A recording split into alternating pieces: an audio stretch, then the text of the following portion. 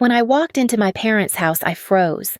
My mother's voice drifted from the dining room, calm, almost proud. My sister's kids eat first, and Selena's boys can wait for the crumbs.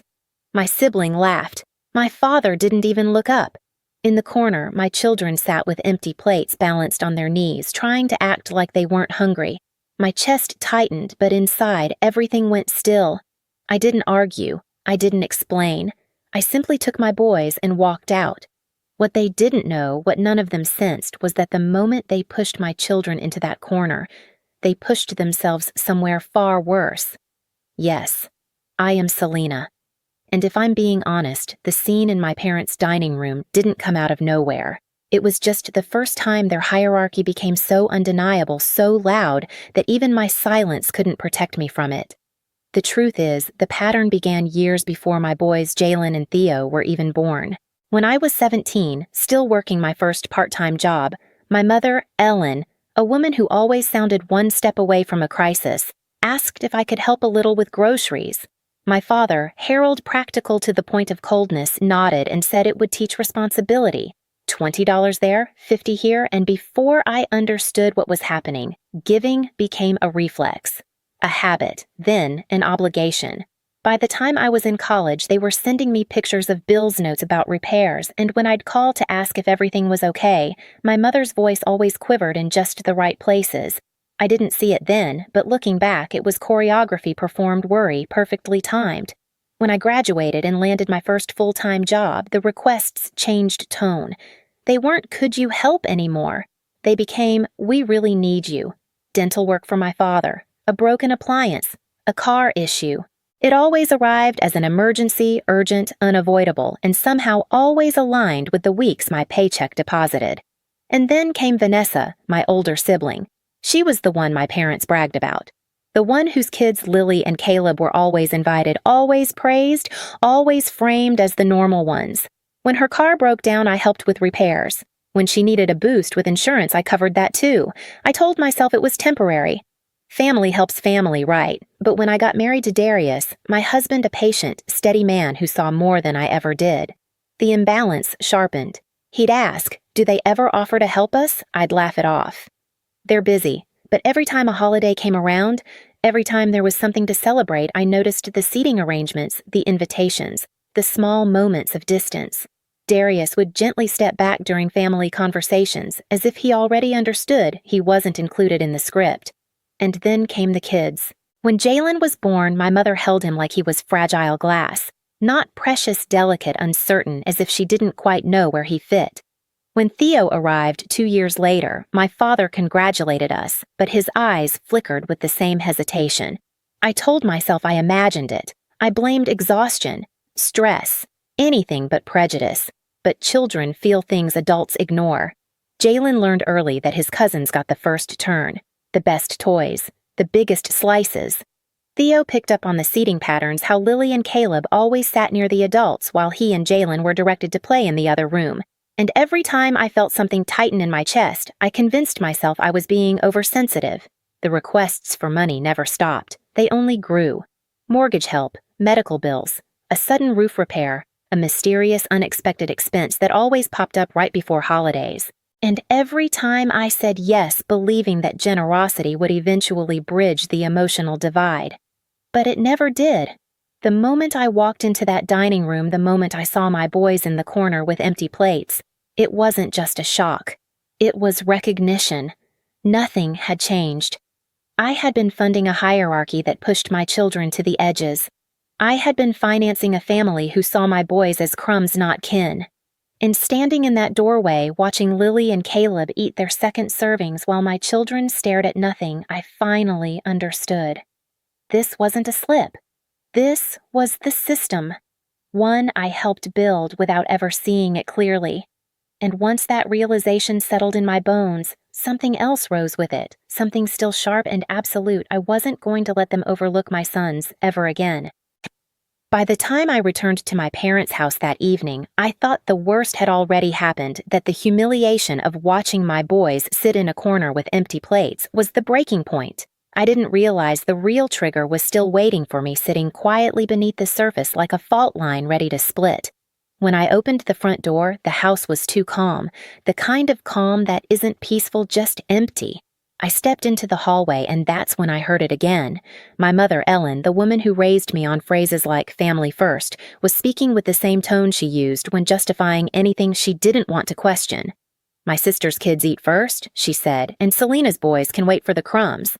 It's only practical. My sibling Vanessa, the one who'd always assumed her children belonged at the center of every family moment, gave a small laugh.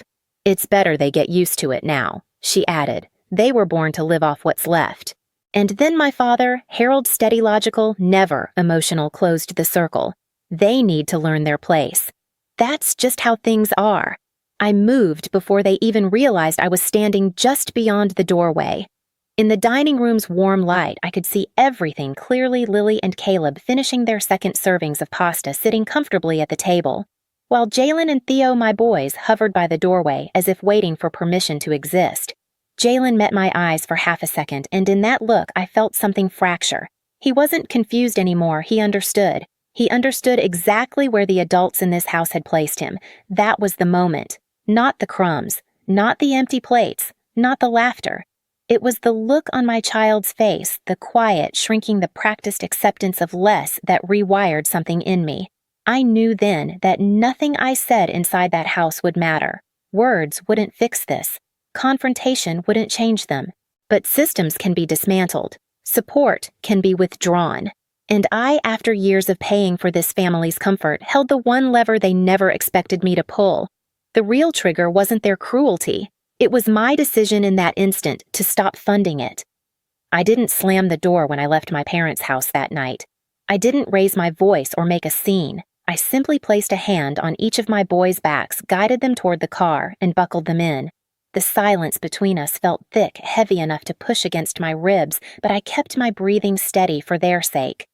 Children read everything through the smallest cracks in a parent's face. When I pulled into our driveway, Darius, my husband, the man who never missed the shifts in my mood, opened the door before I even touched my keys. One look at me, one look at the boys, and he knew. He didn't ask. What happened, like most people would? He just said gently, "Let's get them settled first." He helped Jalen find his sketchbook. He guided Theo toward the living room couch and put on the nature documentary he loved. Only when they were busy in their small worlds did Darius return to the kitchen, lean against the counter, and wait for me to speak. I didn't know where to start, so I started with the words that hurt the most. "My mother said the cousins eat first," I whispered, "and my kids, my boys, should wait for the crumbs." The muscle in Darius's jaw shifted, but he stayed still. And my sibling laughed. I continued.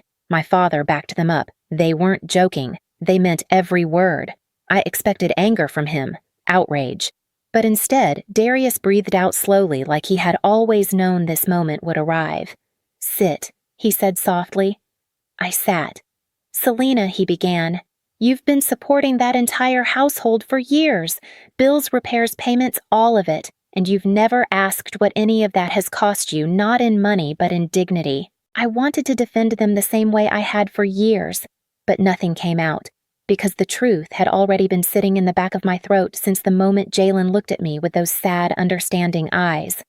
They don't see our sons as family, Darius said. They see them as a complication.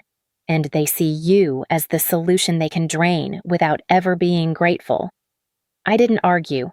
I couldn't. That silence, the one that settled between us, wasn't defeat. It was clarity. He reached across the table and took my hand. So he asked quietly, "What do you want to do?" And just like that, the quiet plan began.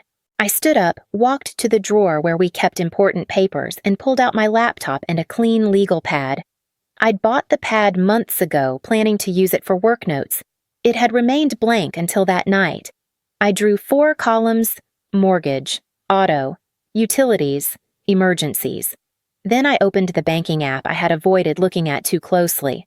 I scrolled, page after page of transfers, payments tagged with messages like, "Just until we're caught up," "Family helps family," "We're short this month, it's just temporary." Under each category, I wrote numbers, dates, amounts. The pad filled faster than I expected. When Darius sat beside me, he didn't interrupt. He simply slid a second pen across the table in case I needed it. By midnight, the pattern was undeniable. 8 years of support, structured, steady, almost scheduled. I whispered, "They've built their lives around my income, and they've built their arrogance on it too," Darius replied. I didn't cry. Not because I was strong, but because something colder had settled into my chest. A kind of quiet steadiness I'd never felt before. "I'm done," I said. Darius nodded. "Then let's make a list. First, call the mortgage company." I asked what my options were as a co-borrower. When the agent explained the process for removing my self-refinancing qualification requirements' potential sell-off if they couldn't meet the numbers, I wrote every detail down. Second, call the auto lender. I instructed them to require my authorization for any credit adjustments or refinancing tied to my previous co-signature. Third, the utilities and payments I'd set up during emergencies. I canceled every automatic transfer. Fourth, the savings transfer I'd created years ago as a temporary cushion for my parents. Deleted. Permanently. Fifth, my accountant. I sent an email requesting a full audit of personal support given to extended family over the past 8 years. Sixth, a family lawyer. Not for lawsuits, just for clarity boundaries and documentation. Every step was done quietly. No grand announcement. No confrontation. Just removal.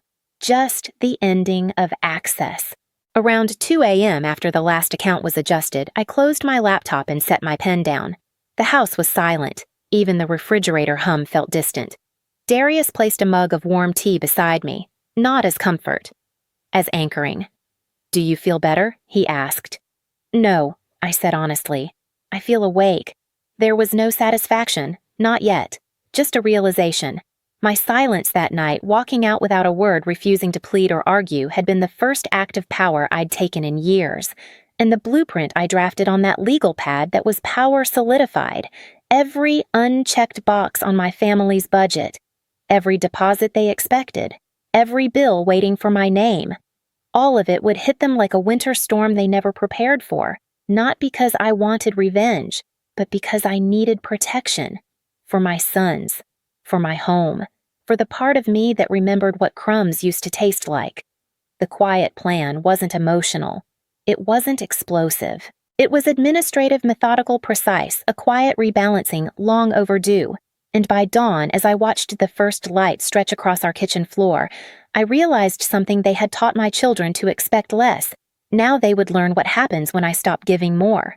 The first sign that my silence had reached them came exactly 48 hours later. I was packing Jalen's art supplies for school when my phone lit up with my father's name. Harold, the man who rarely called unless a payment was late or a new problem had surfaced. "Selena," he said, "without greeting, there seems to be some kind of issue with the mortgage. The transfer didn't go through." I didn't bother sitting down. "There's no issue," I replied. I canceled it. The pause on the other end was sharp, the kind that cuts through a person's certainty. "You canceled it." "Without warning, I warned you," I said quietly. "You just weren't listening." He inhaled like he was steadying himself. "This is your parents' home. We rely on, I know exactly what you rely on. I cut in. That's why it stopped." Before he could respond, another call buzzed in. My sibling Vanessa, who had laughed while my sons sat hungry in a corner, was already spiraling. I picked up. "Selena, what did you do?" she demanded. "My car payment got rejected. They said the cosigner blocked adjustments. You know I can't afford a hit on my credit right now." I leaned against the counter, watching the morning sun land on Theo's cereal bowl. "You'll have to manage," I said. "The way you expect my sons to manage with whatever scraps they're given. That was a misunderstanding. You said I reminded her that my boys were born to live off what's left." Those were your words. Silence, not guilt, just the sound of someone recalculating their losses. Before she could recover my mother, Ellen, the architect of emotional leverage, called through FaceTime. I let it ring twice before answering. Her face appeared tight with panic. "Sweetheart," she began shakily, "your father and I need to talk to you. The bills. Things are piling up faster than we expected. We're in a difficult situation." "Are you?" I said calmly. "You know we depend on that support. It isn't fair to punish us like this." "Punish." The word hung there. "You punished my sons," I said, right in front of me. "That was different," she insisted. We were being realistic about how the world works. No, I said. You were being realistic about how much you thought you could get away with because you assumed I'd always pay. Her expression cracked first confusion, then fear. Selena, please? We could lose the house. And my children, I said softly, could have lost their sense of worth if I stayed silent. She flinched. I didn't raise my voice. I didn't threaten. I didn't bargain. I simply laid out the truth in the same steady tone they'd used while ranking grandchildren by normalcy. The mortgage help won't return, I said. The automatic transfers are gone.